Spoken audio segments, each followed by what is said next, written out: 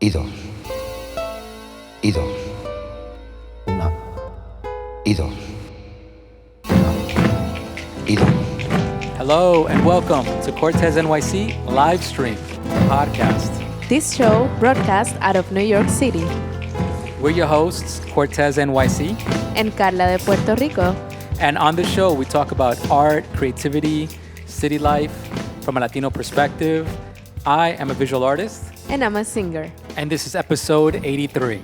As always, you can find us on iTunes, Stitcher, and Spotify, and also on social media on Facebook, Instagram, and Twitter. And some Instagram shout outs. I want to give a shout out to Beer Canvas, Pace BT, Reso Bloodline, Rudy K13, Art Spot Airbrush, Retro 1996, Old Hand, The Apparition 718, Hidden Luxury, Kula Montero Jr., Leandra McNair, Self Infatuation, and Ava Lake.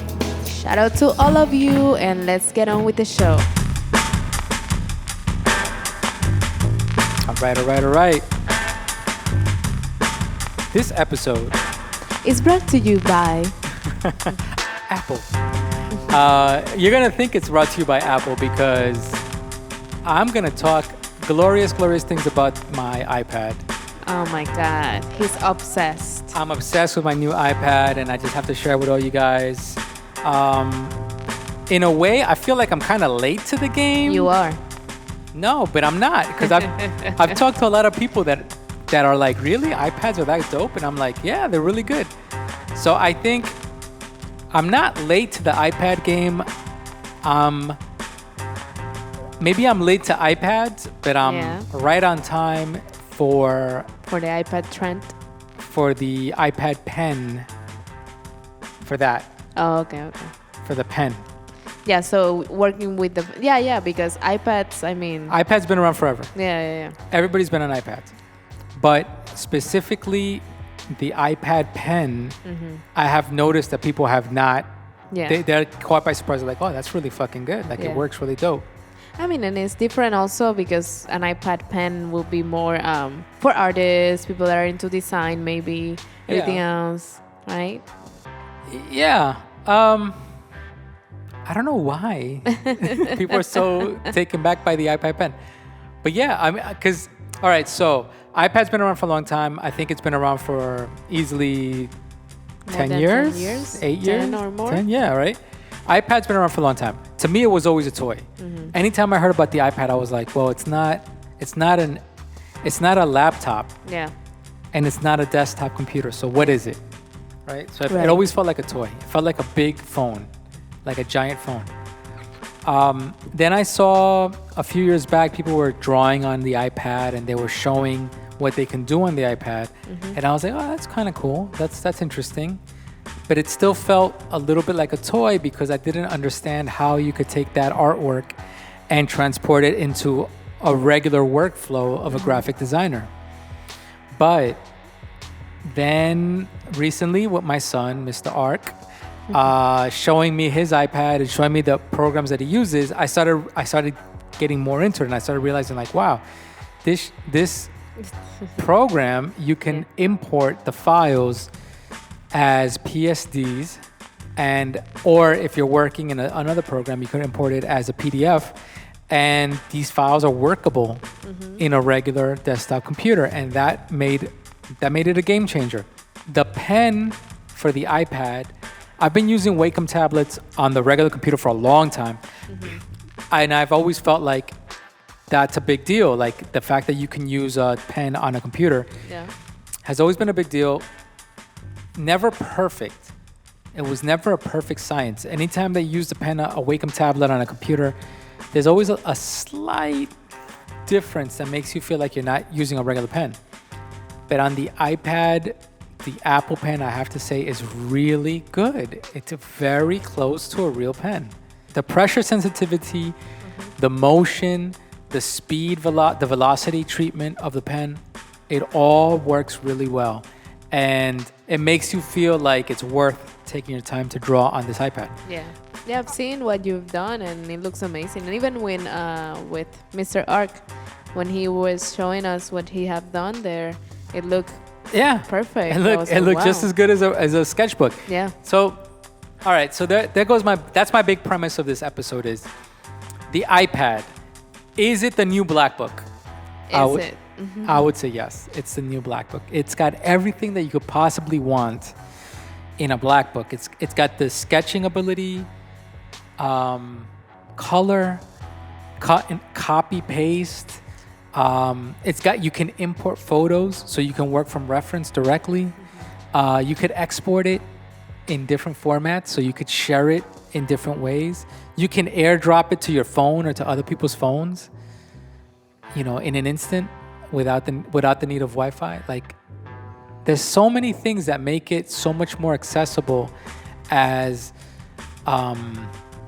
if you were growing up with the idea of a sketchbook or a BlackBook, it makes it like a new amazing version of a sketchbook that I never thought was possible.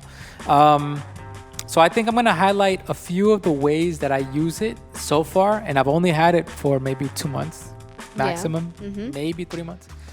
And some of the ways that I've used it that I feel like I want to share with you artists out there, I want you guys to understand that it's actually a really useful tool. Number one, I would say let's start with just sketching. As a sketch tool, it's amazing. You have two options. You have one program which is called Procreate, which is a pixel-based program, and the other program which is Adobe Draw, and that is a vector-based program. It doesn't use vectors the way that Illustrator would, where you can use a pen tool and you can make shapes, right?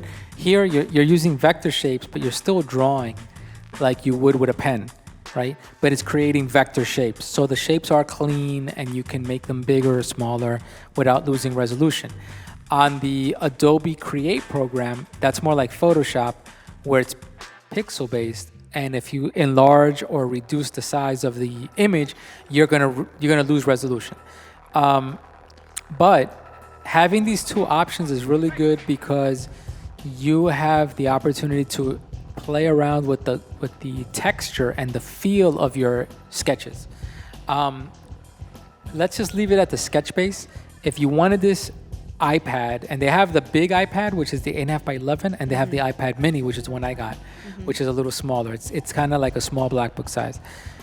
It's like a journal size. If you were to use this iPad as your sketchbook, the tools that you have, there are many different textural pens. You have inking pens, you have pencil type of pens, painting kind of things. Then you have obviously all the different colors and every spectrum color that you could want. The ability to store all these on your iPad and to maybe sketch something quickly, color it quickly, and then maybe on a different layer, try a different color variation is something that you wouldn't do in a sketchbook. In a sketchbook, if you sketched it and you colored it, that's it, it's done. But on your iPad, you can sketch, you can re-sketch, you can recolor. You have different layers, you have different opportunities to save the image and then start again. You know what I mean? That's the thing that makes it like really worthwhile, like as a sketch tool. So for the two programs, Procreate and the Adobe Draw, do you have to pay for it or? Adobe Draw is free. That's the vector-based one. Adobe Draw, it's free. It's through Illustrator. It's through Adobe, but it's free. But it's connected to your Adobe profile. So if you own Illustrator, it's connected to your Illustrator program, and if you save files, it'll go to your Adobe Cloud. So it's a little bit of a tie. If you're somebody who doesn't like to be connected and doesn't like to have all your shit connected to all the different places on the web, you're gonna shy a little bit away from that because it's gonna connect all your files to all your shit online. Procreate is, you gotta pay like $10 for it, which is nothing. It's not bad. It's not a big deal. And it is an independent program. To me, it's got a lot of the features that Photoshop has, but it eliminates some of the extra features that you don't need. So if you're familiar with Photoshop, it's kind of eliminating some of the photo editing elements, and it's only keeping the things that have to do with you drawing or painting. That's good. Yeah, it's actually a good thing in that way.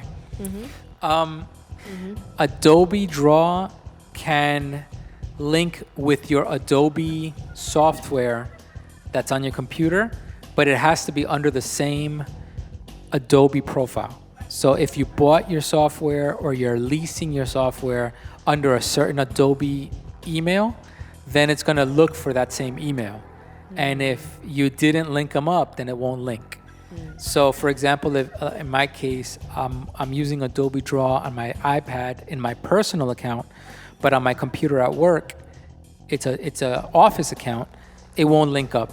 So you have your sketching tools, you have your painting tools. The extra element that makes it beyond a sketchbook is the ability to take photographs and use those And record as videos. reference. And videos.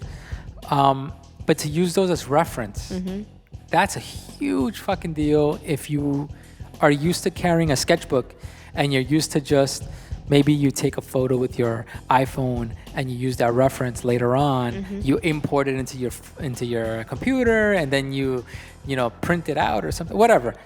That's different. Here you can actually, with your sketch tool, which is your iPad, you can take a photograph of the model or the wall or the object that you want to take a picture of and sketch it later and just have it in your iPad right there, and you can import it into the software and it'll appear as a layer. That's a huge game changer. Yeah. The other element that I would say is a game changer is the ability to cut and paste and resize and transform layers. So if I'm sketching something and let's say I'm drawing a figure and I like the figure, but I think like maybe it could look cool if it was one of the elements in my sketch, I can grab it on a separate layer and resize it, duplicate the layer, try it on a different scale, reposition it on the drawing page, and then sketch something else on top of that. That's a big game changer to your sketchpad concept. I've been doing that forever on desktop computers, but to have it in my hand, on the go in a mobile digital way, that's really different. That's it makes you change the way you think about sketching.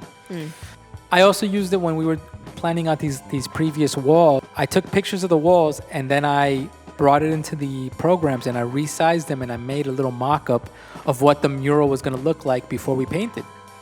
And then on that little mock-up, I sketched what I was going to draw and what my other friends were going to draw, and I sent those images to my friends from the iPad, and that was like instantaneously. Yeah. That's a great feature. That's a game changer because it makes you feel free to just think out loud and just to kind of come up with an idea quickly. Yeah. Which is what a sketchbook's supposed to help you do. Right. But by doing it with the iPad, you're doing it with photographs and technology right on the go. Not even a laptop was really used that way, even though you could use it that way, but it wasn't really used that way because it was a little bulkier. Yeah. I think the fact that the iPad is a smaller handheld object, that's what makes it more portable, where you can use it that way. And also the programs, because with the laptop, you still have to have the Photoshop. Yeah. No, and the little table you use, the Wacom. The Wacom tablet. Yep. Wacom tablet, right? Right, that's true. But Yeah. here you can do it with just a pencil. Yeah. No, totally. The That's definitely a game changer. And then I think the other element of the iPad that I think makes it like the next version of a sketch tool is the whole internet connection. The fact that you can connect and search for things in the same sketchbook tool. I'm calling it a tool, a sketchbook tool. You can, if you have Wi-Fi, you can connect to the internet and pull up reference. So as you're in the sketch mode and your brain is only on sketch mode, and you're thinking of maybe something to add to your sketch. Exactly. Then you just quickly boom, go to Safari, pull down, look for images, grab some images, And download them, plug them right into the software. You got it right there. You added it to a different layer. You're resizing it and you're sketching on top of it. And now you have your sketches combining with your first-hand reference photos combining with your online searches all in one shot. And you're not waiting the way we used to do it, where you would go home, download it, put it into your desktop computer, open it up, bring it into Photoshop, resize it, look in your email. Did I send the photograph in the email so that I could download it later? Right. No, it's So instantaneous. it makes it a lot much easier to sketch. I think it's a lot easier to sketch. And when I use this word sketch, I don't mean sketch like drawing. I mean sketch like sketching an idea. Brainstorming. I think the iPad Mini for myself, and I'm plugging it. The iPad Mini is definitely a game changer for brainstorming and sketching concepts.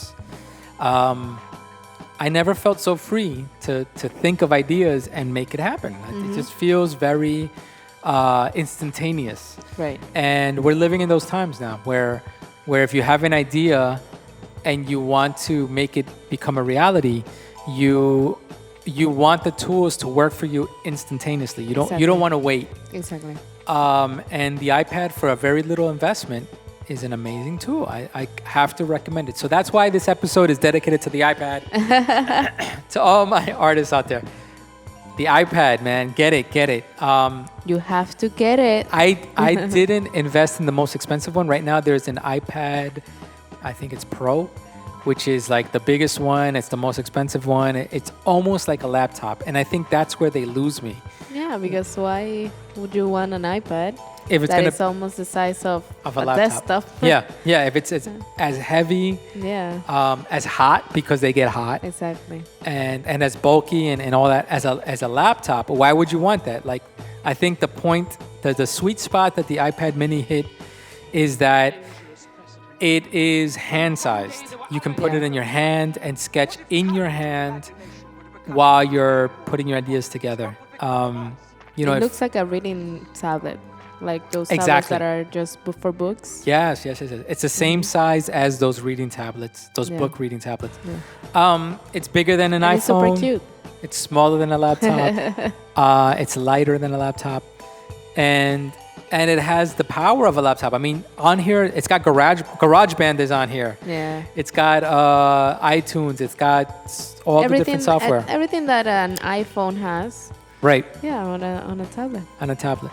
But for the sketching purposes, it's got a touch-sensitive screen that is incomparable. That's what a laptop didn't have. Right. Laptops weren't touch-sensitive. They didn't have touchscreen. Well, now they're coming out with touch-sensitive screens and big enough that, or small enough that you can carry them around almost like a big tablet. Yeah. But for the investment, I think, whatever, what is it, 300 to something for the iPad, 100 for the pen. That's the other thing, just to keep in mind. So the iPad, the older iPads are like 2 something, the iPad Mini, and then you still have to spend $100 on the pen, on the Apple Pen. The Pro iPad, the new iPad that's out there, is like $400, but it comes with its own pen. Oh, okay. So that's the trade-off. Eventually, it won't matter. All this shit, all this technology, it runs out of time in a matter of... In 1 year. 1 year, 2 years. I mean, they're making things so fast. Yeah. And updating a software so fast that, It's, to me, I don't like to waste money on the top of the line anymore, because I just know that in a year it'll be gone. Yeah. And the next thing will be up. But I think in this case, I recommend the iPad as a sketching tool. My graffiti artists out there, it's definitely a good tool to experiment with sketches and bringing it to life on a wall. My fine artists, it's definitely a good tool to brainstorm ideas for paintings. You can set up grids. That's another thing that I've been using it for is in Procreate, it has a function where you can set up a grid. So you can grid your images and then scale them up, obviously. If you grid your canvases, you could scale them up to your canvas quickly, very easily. without a problem. And then, you can take that grid and you can use what, use it. Measurements. Yeah, use it for whatever you need. Yeah. And then I would say for people that are, because you can even animate on it. I haven't even touched that yet. That's nice. You can animate on the Procreate. You can export GIFs. So you can, even for my animators and people that are into video, there's some functionality to this iPad, as a tool, as a sketching tool. Yeah. You were saying earlier that you can record video on it. You can edit video on it. That's nice. It's a great tool also for anybody that is starting their social media. Yeah. Maybe you want to share your progress. You can do your work and record while you're doing it, and then share it. In general, the iPad Mini, this episode is a big old sponsorship for iPad, even though they're not paying us. But I think we're living in these times where this technology hits, and we have to take it and use it. If we don't, we're kind of losing the opportunities. Right. The opportunities to make it easier, faster, and everything in one place, right? In one place. Buying everything in one place. And to make it portable enough that you're not pulling out an entire laptop on the subway or in a coffee shop. You're not pulling out a whole laptop with a Wacom tablet and this. Yeah. You just got everything in your hand, and you can do your things discreetly, get it done, go home and be like, yo, I got that shit done, and move on to the next project, which is the key to every artist is, how can I get this project done and move on to the next one? I think the iPad, to me, has been a really important tool in the past month or 2 months that I have it. 2 months is going to be year, 2 years. I'm going to do a recap next year and tell you if it's still worth it. I think it will be, but we'll see.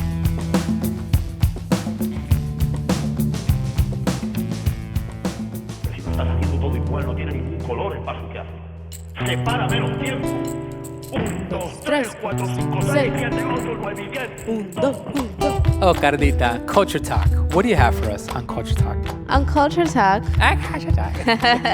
Yes. So we're going to be reviewing a movie again. What movie are we reviewing?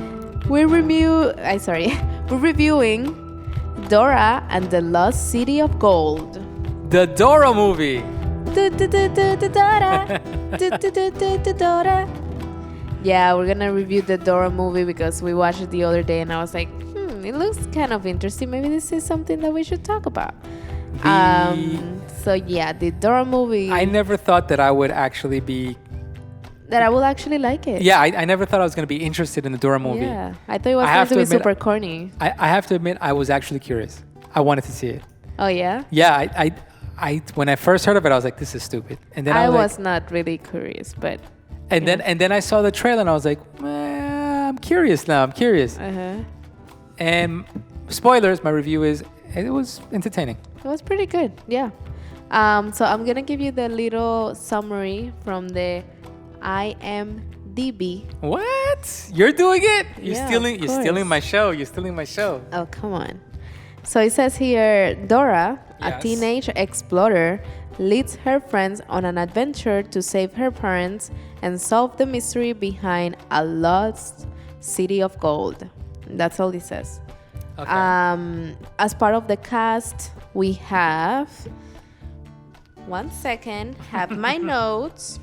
Isabella Moner. She's Dora. And we actually discover her on this other movie, Instant Family. Yes. Which might be a good movie also to review in this podcast, but we weren't going to watch that one either. We were going to cancel that one. And we were not going to like it either. And then we ended up crying. No, you ended up crying. I did not cry. You cried. Too. No, you cried. Okay, so then we have also Eva Longoria is part of the cast. She's the mom, Dora's mom. Michael Peña is Dora's dad.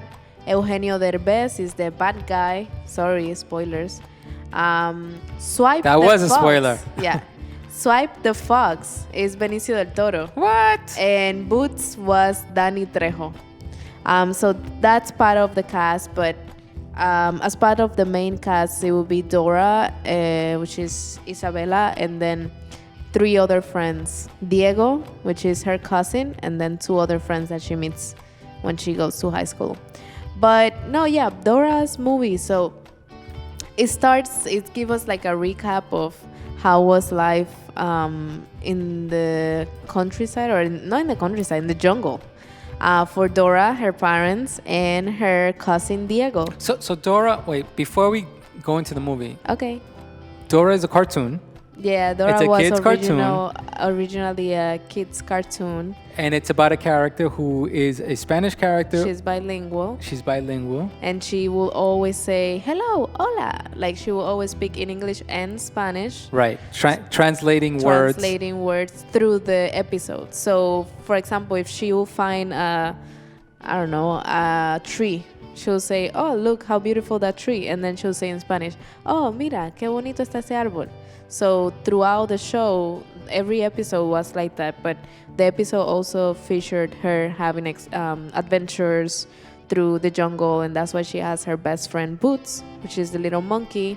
And then on those cartoon episodes, you also see the fox, because the fox is the bad guy, Swipe. And then on the episodes, also her friends are her little backpack and the map. Right, and then it's like everybody's animated. So the map talks, animated, the backpack talks, the backpack, the map, monkey talks, the monkey, and then everybody else in the jungle talks to her, which is interesting now thinking about it, because in the show it was only her, and then Diego, her cousin, will come along, but then it was only her exploring the whole jungle.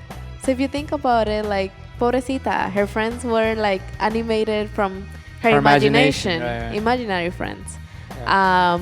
But yeah, those were the cartoons, the original cartoons, and the movie is based on the cartoons. Okay, so continue with the movie. Let's go. Yes. Let's go on this adventure. Come on. Let's go. Come on, vámonos. Everybody, let's go. So in the movie, it starts with Dora when she was a little kid, and then with her cousin Diego. They were in the jungle exploring. They were best friends, so they were walking around the jungle, blah blah. And then Diego has to go to the city because they're moving away. So Diego leaves, and Dora stays in the jungle, and that's when they can recreate the times of the cartoon, like when she was just talking to her backpack and the map and Boots, because it was just her in the jungle with her parents. Right, so she's like an isolated, almost like a homeschooled kid. So her parents are explorers, professors, but they're really into exploration and finding new things, like archaeologists. Right. And then she is also like in that life of, she feels she's an explorer. She's very kind with nature and the jungle, and she just feels very comfortable in that place. So it makes her a little naive because she's isolated. She's isolated, yeah. On that place, it's only her and her parents. She doesn't have any contact with any other kids. That's why she has the city life. That's why she has these like connection to the jungle and to the wildlife and her things. Yeah. So as always, this review will contain spoilers. So the spoiler starts now. I think the spoilers already started. Started. Okay. All right. But so what happened is that Dora's parents need to go to a very special mission, and they cannot take Dora with them.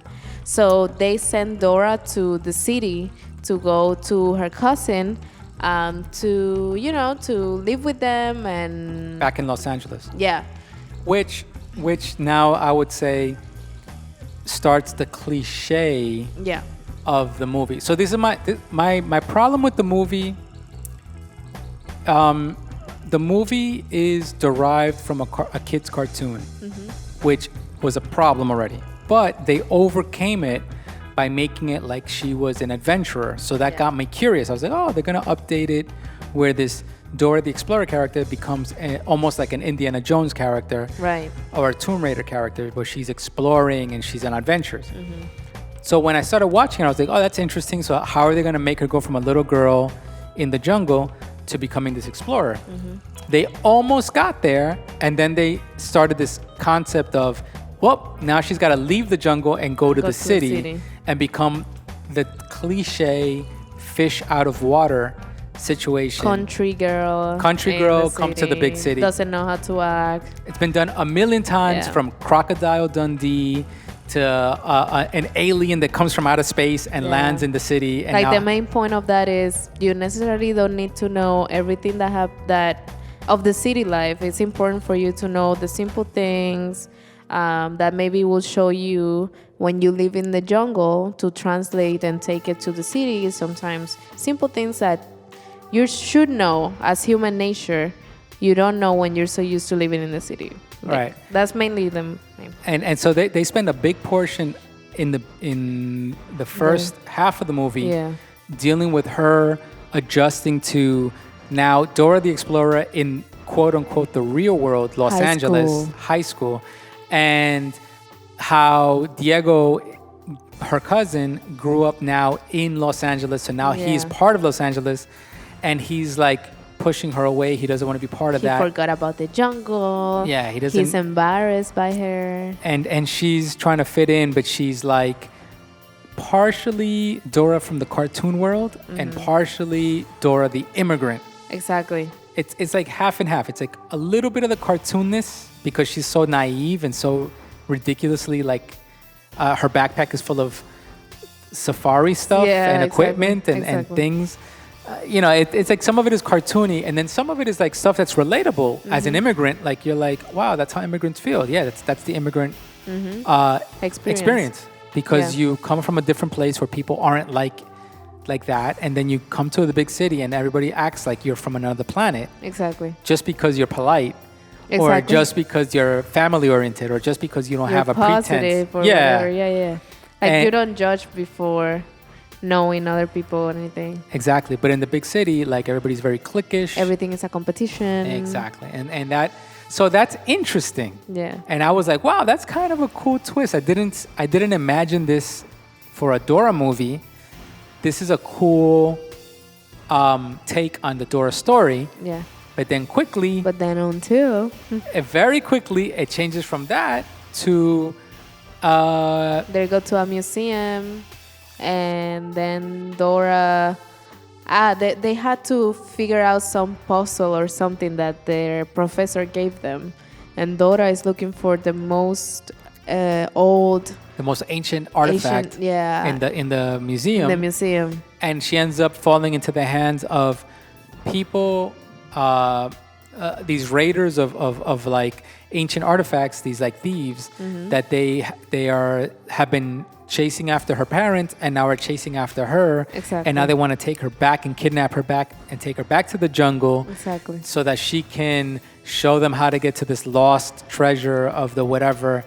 So it went from this fish out of water story to Raiders of the Lost Ark. If anybody's familiar with that movie, it's exactly like Raiders of the Lost Ark, where now you have to get on a plane and go back to like some foreign land to find some foreign temple and going on this crazy adventure. And they drag the cast of this. So the friend that she made in high Yeah, school. the teen movie cast. They drag them into the adventure. Yeah, they go with her, and it's very funny because at the beginning they're all like, "Oh my God, what are we doing? Where are we? We cannot be here. I want to go back home." And then they get used to it, and they're like, "Oh my God, this is great!" Blah blah. But yeah, that's part of the story, and then it's funny to see then how when Dora is in the jungle, she's so like easy. You know, she's used to it. She had been living her whole life in the jungle, so she's the expert on that sense. But meanwhile, Diego and the other teens They are feel like the outsiders then. they're the outsiders in the jungle. Yeah. But the problem with that scenario for me, once it started taking that turn, is that it becomes it's trying to be an action adventure movie, but now I have the baggage of all the other stuff that I saw previously, And I'm just like, I started getting lost. I was like, yeah, it's a fantasy story, a very fantastical story. Yeah. Because I thought that when she went to the city, I thought that the whole story was going to be taking place in the city. Yeah. And how she was going to maybe go back home, but with a different mentality. Right, like she would learn from the city. Yeah. Why would you take her to the city just to make her leave the city? Yeah, yeah. And then as a storyline, it makes no sense. And then whatever. Okay, no. If the rest of the movie is going to take place in the jungle, yeah. and the conclusion and the resolutions in the jungle, yeah, I don't know. It was just to get the friends. That was the whole point yes. of her going to the city, to see her cousin, get her cousin, and get the friends from school. And then, like I said, the bad guy, it was very predictable. He said it himself in one of the parts. He was like, "No. I'm bad. I said, you don't know, but I'm bad." And one of the interactions that he has with Dora, because okay, well, I'm gonna spoil it anyway, so might as well. So the bad guy finds Dora before going to the jungle, before she goes back to the jungle, and he saves her, in parentheses, he saves her from the other bad guys.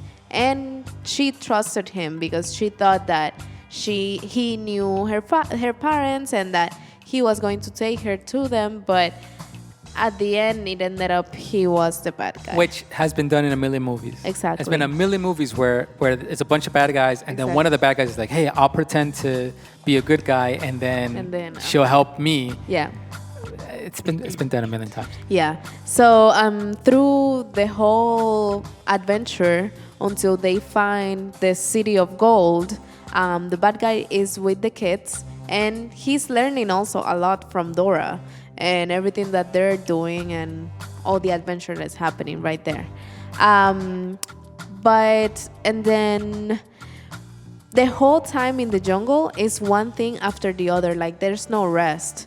Like, one bad thing happened, let's say an animal comes out or they fall into something, and then something else happens. Like, there's no break. There's no pause. There's no pause from the different plot, not even plot, they're not plot, they're just incidents that happen. It doesn't change the story. No. It's not a plot point. It's just an incident. It's just like a step. Yeah. Towards the next step. And that's where the movie starts to fall apart. Yeah. It starts to get kind of corny and cliche. Yeah. I think it regains a plot point is once they reach the lost city. Yeah. Which is pretty much the end. Yeah, exactly. They find the lost city, and he's revealed to be the bad guy, and then the other bad guys show up, and everybody they find Dora's parents. And so everybody's reunited.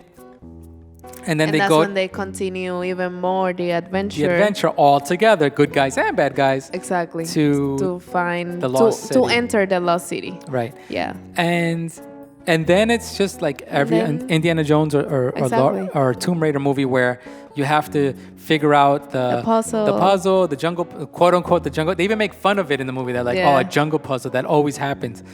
The jungle puzzle, to be able to resolve how to get the final treasure, to find the big last thing. Yeah. They have old like indigenous characters that are supposed to be like the protectors of the treasure, and she was transformed into they're magical, like a super young, beautiful indigenous lady, Salma Hayek looking character. It's a lot of magic and a lot of stuff at the end. Magical realism. That at the end you're just kind of like, it's fantasy, and you're just kind of like whatever. Very fantastical, but it was really fun. Like I think it was a fun movie, entertaining. And what I was saying at the end is that I think they should make a TV show out of it. Or even maybe like a Netflix series. Like a series? Like a 30 minutes episode. They could get away with that. But what I'm feeling is that Dora in high school.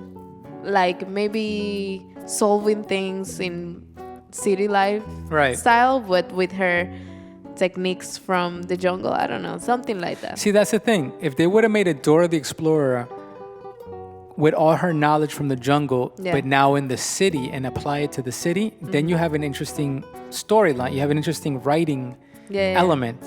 But because they took her into the city and then brought her back into the jungle, you lose that edge, and now it's just Dora the Explorer again. Yeah. What's the point of she going to the city, right? Well, at the end of Dora the Explorer, the movie, she ends up going back to the city. Yeah. So I think if the adventures there might continue, be a part 2 coming. of course, there definitely will be. I think we should put a bet on it. I'm sure that they've probably made enough money to get a part 2. Yeah, I'm sure. And more because it attracts the Latino community. Oh, something I was going to say is that it was good that they didn't use the aspect of saying things in English and Spanish throughout the whole movie, because that would be very annoying. Right. Like they did it like at the beginning for you to get the gist, but then after that it was all in English and maybe 1 or 2 words here in Spanish, but which it's good. I understand the point of the character, but because of how the movie was going, everything was so fast that I don't know. I don't think that was coming into place. Right. Well, I would also say a series wouldn't be a bad idea. I was much more curious about Dora the teenager, because they had, as far as the teenage stories, they had the cliche stories of like the teenagers, Sabrina the Teenage Witch, and that the boys and the girls are interested in each other, and they have like the romances and whatever. Like I could have seen that be interesting. Yeah. They didn't give Dora a romantic element. Yeah. They kept her very neutral. They gave Diego a romantic element, but they didn't give her a romantic element, which is interesting. That would have been good for a series. You wanted me to teach you, right? All right, guys, go check it out. Dora the Explorer. Dora the Exploradora. All right, Carla, for Hablando Español, what do you got? How you say explorer? Oh, I think you just gave it to me. Explorer should be Exploradora? No. No. Yes, it's explorador or exploradora. Okay, I always have a hard time with the EX. Is it X or is it Exploradora? Exploradora. Exploradora. Okay. All right. Got it. Done. Okay. How do you say Yes. tablet? Tablet. Oh. Tablet. I've heard it referred to as tableta. Yeah. Is it? I feel like that's a bad word. Yeah. Like that's an English. That's a Spanglish thing. Tableta. Exactly. Yeah, like full on like translation, you know. Because I don't know. You don't know. All right. Go ahead. What's next? How do you say jungle? Ooh, that's a good one. That's a good one because it sounds nothing like the English. Yeah. So jungle is selva. Selva, la selva. Selva, Z-E-L-B-A. Selva is jungle. S-E. Oh, it's S. It's not Z? Yeah. S-E-L-V-A. S-E-L-B-A. Selva. Yes.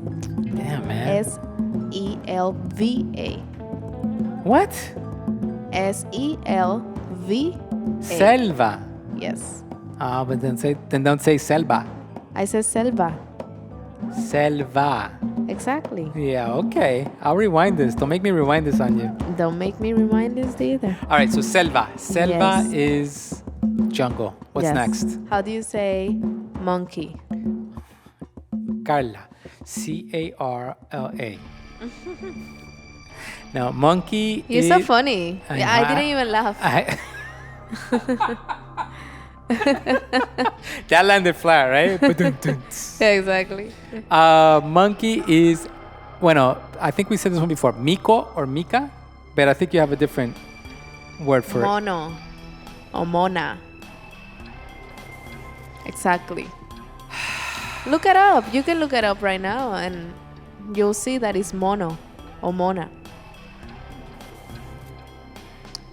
Then how do you say? He's El laughing Mico. because he found that it's mono. There's mono, there's mona, and there's el Miko. Okay. Monkey. How do you say cousin? Oh, cousin. That's a good one. Cousin, primo or prima. That's right. Like prime. So your cousins Ooh. are your primes. Yeah. And how do you say my last one? How do you say fox?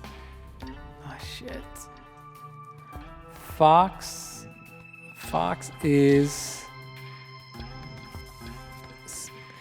zorro. Yeah. Zorro. Zorro. Z-O-R-R-O. Zorro. Zorro or feminine zorra. Zorra. Eres una zorra. Like a foxy lady is una zorra. Eres una zorra. Uy, Carla. All right. How do you say treasure? Tesoro. Ah. Tesoro. How do you say ruins? Ruinas. Ruinas. Ruinas. Mm-hmm. Okay. That's good. That's good. Ruinas. How do you say? Yes. Dun, dun, dun, dun, dun, dun, dun, dun. How do you say? Bueno, how do you say archaeologist? Arqueólogo. ¿Cómo? Arqueólogo. Okay. I'm gonna take your word on that one. Okay, I like that. Thank you for trusting me for once. Anytime you say a word, I gotta check on Google, so don't give me that. Arqueólogo. Arqueólogo. All right. How do you say puzzle? I think we did this one also. Puzzle. Like a jungle puzzle would be a puzzle. Rompecabezas. Rompecabezas. Wait, because rompecabezas is the Jigsaw puzzle. Mm-hmm. But a puzzle like almost like a test. Es una. Oh my God. Un acertijo. No vengas, no vengas. Yo lo dije primero. Es un acertijo, Carla. Yo lo dije primero. Tú no dijiste nada. I said it first. A puzzle is like a un riddle. acertijo. It's like a riddle. It's like acertijo. Míralo como lo dice todo. Qué embustero. Yo lo dije primero. Acertijo.